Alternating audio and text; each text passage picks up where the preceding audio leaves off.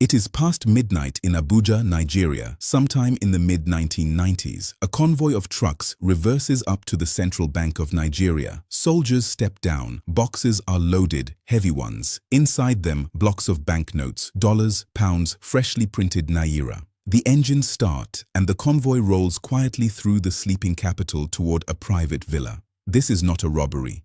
No alarm will ring and no police report will ever be filed, because the man emptying the vault owns the key, the guards, the bank, and the police. He is the head of state, and by the time he is finished, he will have moved more than $4 billion, one of the largest thefts by a single man in recorded history. His name is Sani Abacha, and the strangest part of this story is not how he stole the money. It is what happened to it after he died. Rewind to November the 17th, 1993. Nigeria, Africa's most populous nation, an oil giant, has just had its democratic election annulled. Into the chaos steps a small, silent general from Kano, a man who almost never speaks in public and almost never removes his dark sunglasses. He has been near the center of every successful coup in Nigeria's history. This time, he takes the chair for himself.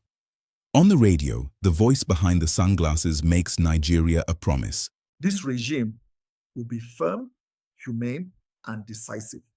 We will not condone nor tolerate any act of indiscipline.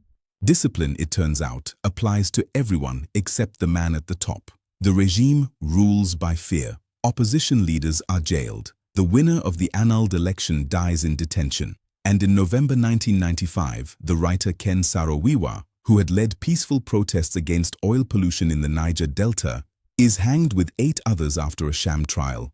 The world recoils. Nigeria is suspended from the Commonwealth. Abacha's government becomes a pariah. But inside the fortress, a quieter operation is running, and it is beautifully simple. Nigeria's budget contains something called security votes, secret funds for national emergencies exempt from every audit. So the orders go to the central bank, signed at the very top. Release cash for security reasons. No receipts, no questions. The National Security Advisor collects the boxes, banknotes and travelers' checks by the truckload and delivers them to the family. From there, the money leaves Nigeria and vanishes into the world's most respectable places. Numbered accounts in Switzerland, shell companies in Liechtenstein and Luxembourg, properties and banks in London and Jersey. While hospitals ran out of medicine, one man was withdrawing his country's treasury in cash, over and over, for 5 years. Then, on the morning of June the 8th, 1998, it simply stops. Sani Abacha, 54 years old, is found dead in his villa. The official cause? A sudden heart attack. The rumors? Something far stranger. There is no autopsy. He is buried the same day. And within hours, in the streets of Lagos and Kano, Nigerians are celebrating openly. The dictator is gone. But $4 billion is also gone. And this is where most stories like this one end. The tyrant dies, the money stays hidden, the banks stay quiet. This story refuses to end that way. A new civilian government hires investigators and a relentless Swiss lawyer, and they begin to hunt. The trail leads exactly where everyone suspected, but no one could prove. Switzerland. Governments are petitioned, courts are pressed, account by account, shell by shell, the fortune is cornered.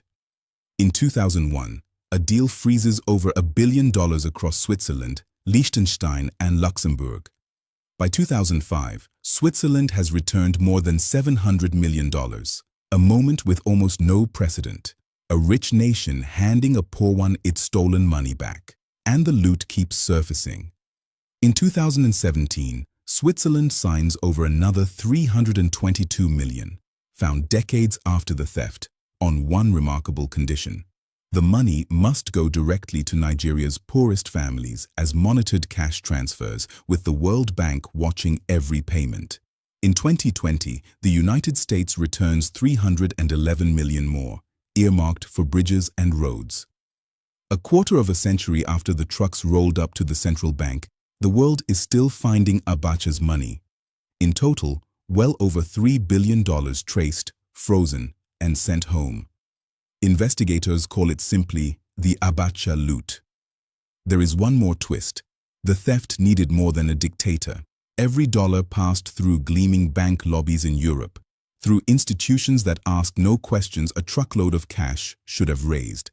The scandal forced some of them to pay fines and helped push new global rules on dirty money. The general stole from Nigeria.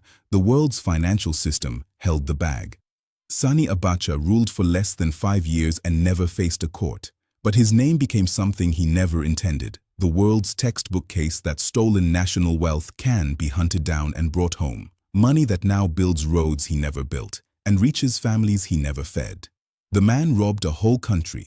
The country, patiently, is robbing him back. This was the story of Sani Abacha and the loot that would not stay hidden, told the Sankofa way. Go back and get it. If it moved you, tell us in the comments whose story we should tell next. Until then, stay upright.